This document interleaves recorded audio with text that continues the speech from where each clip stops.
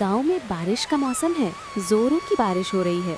गलियां कीचड़ों से भरे हुए हैं। आसमान में काले बादल छाए हुए हैं। फिर भी सुरेश अपना समोसे का ठेला तैयार करके गांव में निकल पड़ता है। अरे बारिश हो या तूफान, सुरेश का ठेला तो रुकेगा नहीं। आज भी गांव में समोसन की खुशबू फैलानी है। लोग भूखे तो नहीं रह सकते हैं ना। बारिश में भी गर्मा गर्म समोसे सबको पसंद आएंगे। बारिश रुक जाती है। गांव के कुछ लोग बाहर आते हैं और ठेले के पास रुक जाते हैं। अरे सुरेश, ये समोसे तो एकदम गीले हो गए हैं। स्वाद तो बिल्कुल फीका है। तूने इसे बारिश में ढककर क्यों नहीं रखा? अरे बारिश का मौसम है, थोड़ा तो गीला हो गए ना। एक और ले लो, गर्मा गर्म, शायद पसंद आ जाए। नहीं नहीं सुरेश, ये बेकार है। बारिश में समोसे लेना ही गलती है। अगली बार सूखा और कुरकुरे समोसे लाना, तभी बात बनेगी। लगता है आज का दिन मुश्किल है, लेकिन हिम्मत नहीं हारनी है। ठीक है, कल इससे और बेहतर समोसे लाऊंगा, जरूर आजमाना। सुरेश दिन भर मेहनत करता है, लेकिन किसी को उसके समोसे पसंद नहीं आते। बारिश की वजह से समोसे कम बिकते हैं। सुरेश निराश होकर घर की ओर लौटता है। सुरेश गिला गिला घर लौटता है। उसका कपड़ा बारिश से भीगा हुआ है और चेहरा थकान और निराशा से भरा है।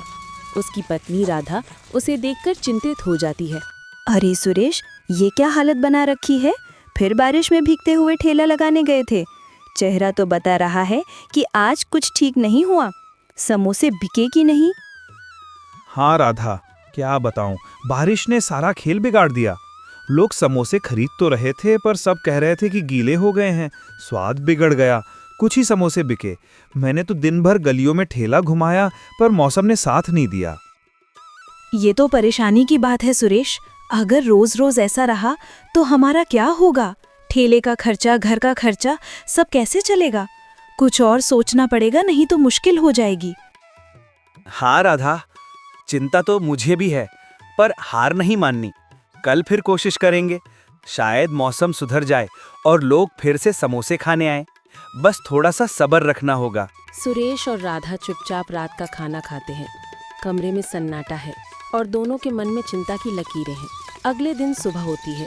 बारिश अब हल्की हो चुकी है। सुरेश फिर से अपने समोसा का ठेला तैयार करता है और गांव की गलियों में निकल पड़ता है, लेकिन लोग उसके ठेले पर नहीं रुकते। लगता है कल की बात सबके दिमाग में अटक गई। लोग शायद सोच रहे हैं कि समोसे फिर से गीले होंगे। कोई ठेले पर आ ही नहीं रहा।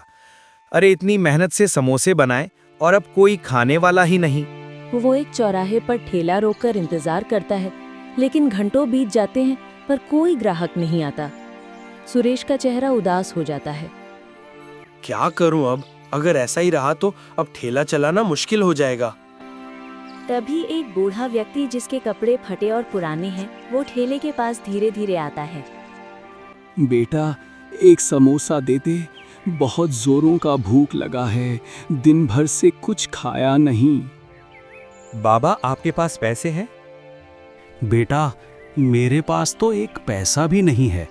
बस मैंने सोचा तू कुछ दे दे। कोई बात नहीं बाबा, भूखे को खाना देना पुण्य का काम है। ये लो गर्मा गर्म समोसे खाओ और ताकत लाओ। बेटा, तुम्हारा दिल तो सोने जैसा है। ये समोसे स्वादिष्ट हैं। भगवान तुझे हमेशा खुश रखे और तेरे ठेले पर बरकत दे। शुक्रिया बाबा, आपकी दुआ ही काफी है। आसमान फिर से काले बादलों से घिर जाता है और अचानक से तेज बारिश शुरू हो जाती है। बारिश की बूंदें ठेले पर रखे समोसे पर गिरने लगती हैं। सुरेश परेशान हो जाता है। अरे ये क्या हो गया? फिर से बारिश। अब तो सारे समोसे भीग जाएंगे। कल तो लोग बुरा भला कह रहे थे, आज फिर वही हाल। सारे मेहनत पर पानी फिर जाएगा। तभी बूढ़ा व्यक्ति अपना प्लास्टिक उतारता है जो उसने बारिश से बचने के लिए ओढ़ रखी थी। बेटा, परेशान मत हो। ये लो, इसे अपने ठेले पर डाल दो। इससे तुम्हारे समोसे गीले होने से बच जाएंगे। लेकिन बाबा, मैं अगर ये प्लास्टिक ले लूं तो आप कैसे बचेंगे इस बारिश में? आप तो खुद भीग जाएंगे। मेरी चिंता तू मत कर बेटा। इस प्लास्टिक को तू रख ले। इसकी ज़्यादा ज़रूरत तुझे है। इससे तुम्हारे समोसे गीले होने से बच जाएंगे। बाबा, आपका बहुत बहुत शुक्रिया। आपने मेरी बहुत बड़ी मुसीबत हल कर दी। बस अपना काम करते रहो बेटा। अच्छे दिल वालों का हमेशा भला ही होता है। बूढ़ा व्यक्ति बारिश में धीरे धीरे चलना चालू करता है और देखते ही देखते वो अचानक से गायब हो जाता है। सुरेश उस प्लास्टिक को अपने ठेले पर मजबूती से बांध देता है। तभी बारिश रुक जाती है। एक ग्राहक जो गांव का जाना माना व्यापारी है, वो ठेले के पास आता है। अरे सुरेश, तेरा ठेला तो आज भी यहीं है। मैंने सुना था कि कल तुम्हारे समोसे गीले हो गए, लेकिन आज मौसम ठीक है। चल मुझे समोसे दे, जोरों की भूख लगी है। हाँ भाई, आज समोसे बिल्कुल बढ़िया हैं। ये लो, गर्मा गर्म। लेकिन सच कहूँ, कल की बात से मन थोड़ा डरा हुआ है। लोग शिकायत कर रहे थे समोसे की। वाह, क्या बात है! समोसे तो एकदम लाजवाब हैं। ऐसा स्वाद मैंने कभी नहीं चखा। न ज्यादा तेल, न ज्यादा गीला, एकदम कुरकुरा, मसालेदार और स्वादिष्ट। तूने तो आज कमाल कर दिया सुरेश। सच में भाई, तुझे इतना पसंद आया? शुक्रिया। शायद आज का दिन अच्छा है। चल और एक समोसा ले। अरे मुझ पर इतनी उदारता, चल और एक दे दे। लेकिन सच बताना, तूने आज समोसे में क्या डाला है? एकदम जादू जैसा स्वाद है। बस वही पुराना मसाला है भाई। शायद आज मेहनत का फल मिल रहा है। ग्राहक समोसा खाकर चला जाता है और रास्ते में मिल रहे लोगों से सुरेश के समोसों की तारीफ करता है। धीरे धीरे और लोग ठेले की ओर आने लगते हैं। एक के बाद एक समोसे खरीदता है और हर कोई स्वाद की तारीफ करता है। वाह सुरेश, क्या बात है! कल तो तुम्हारे समोसे गीले थे, लेकिन आज तूने बाजी मार ली। ये तो भूलने वाला स्वाद नहीं है। मैं अपने पूरे परिवार को खिलाऊंगा। कितने समोसे बचे हैं? चल 4 और दे दे।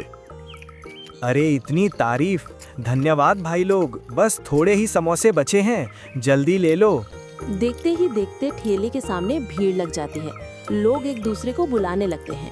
बस कुछ ही देर में सारे समोसे बिक जाते हैं। सुरेश थक जाता है, लेकिन उसके चेहरे पर एक मुस्कुराहट छा जाती है। आज तो कमाल हो गया। न जाने उस बूढ़े बाबा के प्लास्टिक में क्या जादू है, लेकिन कुछ तो खास है। चलो घर जाकर राधा को ये सब बताता हूँ। सुरेश दिन भर की मेहनत की कमाई को लेकर खुशी खुशी घर जाता है। क्या हुआ सुरेश? आज तो तुम्हारा चेहरा बहुत चमक रहा है। कोई खजाना मिल गया है क्या? खजाना ही समझो राधा। आज तो कमाल हो गया। आज सारे समोसे बिक गए और सभी को पसंद भी आया। वो लोग समोसे मांगते ही जा रहे थे। ये तो बहुत बढ़िया बात है। हाँ, बढ़िया बात तो है। आज मेरे पास एक बूढ़े बाबा आए थे। वो भूखे थे। उन्होंने मुझसे समोसे मांगे, पर उनके पास पैसे नहीं थे। फिर भी मैंने उनको समोसे दिए। उन्होंने समोसा खाया और मुझे आशीर्वाद दिया और समोसे की भी बहुत तारीफ की। उसके बाद बारिश शुरू हुई तो उन्होंने अपना ओढ़ा हुआ प्लास्टिक मुझे उतार के दे दिया ठेले में ढकने के लिए। उसके बाद वो चले गए। बस तभी से लोगों की भीड़ ठेले में लग पड़ी। तुमने बहुत अच्छा काम किया। उस बाबा ने तुम्हें तुम्हारी अच्छाई का इनाम दिया। सुरेश का दोस्त उनके घर के पास खड़ा होकर उन दोनों की सारी बातें सुन रहा था। सुरेश के पास कुछ तो है। वो अपनी पत्नी को बोल रहा था, पहले किसी को समोसे पसंद नहीं आ रहा था और कोई खरीद नहीं रहा था, लेकिन उसके पास कोई बाबा आया, उसको कोई चीज़ दिया और उसके बाद से उसका समोसा स्वादिष्ट हो गया और समोसा बहुत ही ज़्यादा बिकने लगा। वो क्या चीज़ है ये पता करना होगा। मैं उससे काम मांगता हूँ। उसके ठेले में क्या राज है ये पता करता हूँ। उसके बाद हम उस चीज़ को चुरा लेंगे।